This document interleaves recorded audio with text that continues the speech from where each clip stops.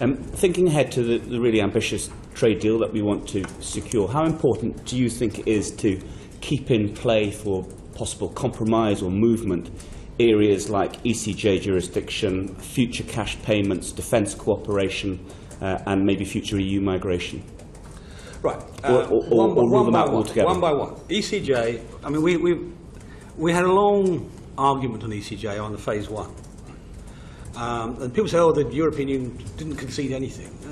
They wanted initially ECJ to cover the entire operation of the citizens' rights, for example, and they realised that that was not compatible with what we were seeking. And I think it's beginning to be understood in the European Union that this is very important to us. Many people say that the referendum was about immigration. You know, I think all the data shows actually it's mostly about this issue of control. Immigration was an important but minority issue.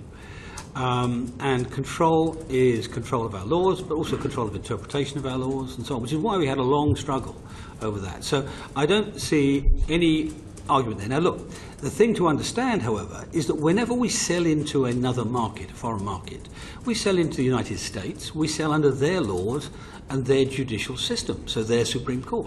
We sell into the EU, we'll sell under their laws, into their and under their judicial system. If we operate in their airspace, the same applies, but not in the UK. The second one was, sorry, you had three. Cash? Huh? Cash payments? Look, I don't expect, the Prime Minister said in terms, the end of the time of great cash payments is gone. We may well be involved in scientific research issues, for example, where we will make a contribution. Erasmus, things like that. Why? Because it's in our interest. But I don't see us paying for access. I think, bear in mind, I could turn around to Mr. Barnier and say, okay, I'll pay you for access.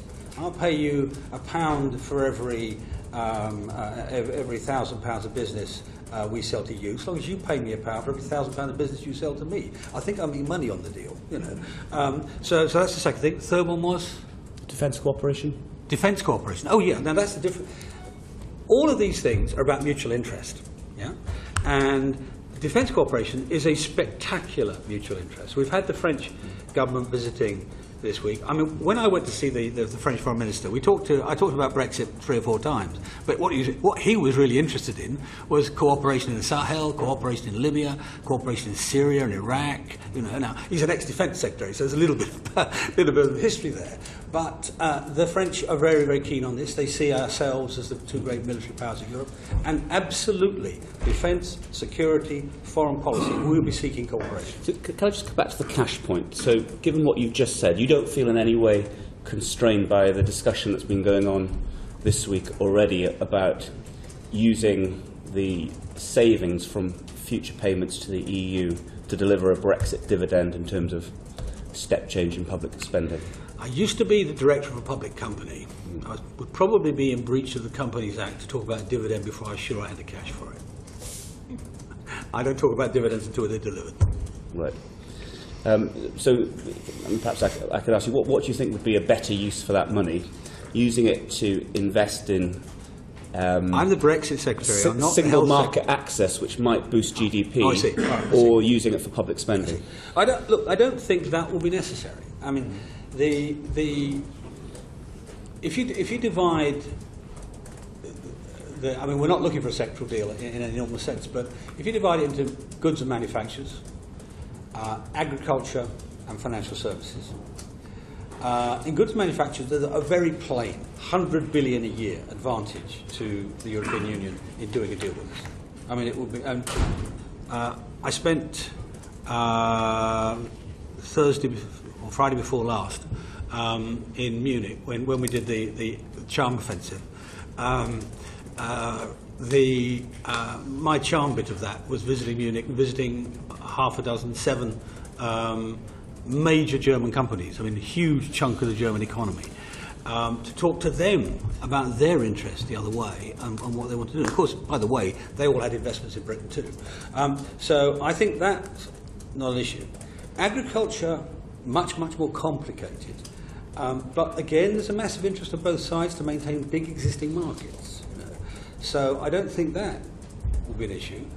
Financial services, which is where this mounts, I think the view has changed in the course of last year.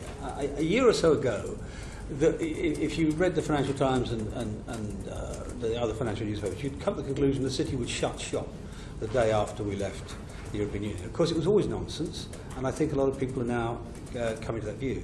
But also, when I talk to German businesses, they like having an infinite supply of cheap money, cheap capital, I mean, for their expansion. So I don't think this will be necessary, and in any event, it will be.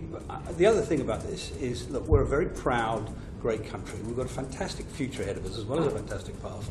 I don't think it would be a good position for us to be in, to be paying some sort of Dane geld. And I come from the Danelaw.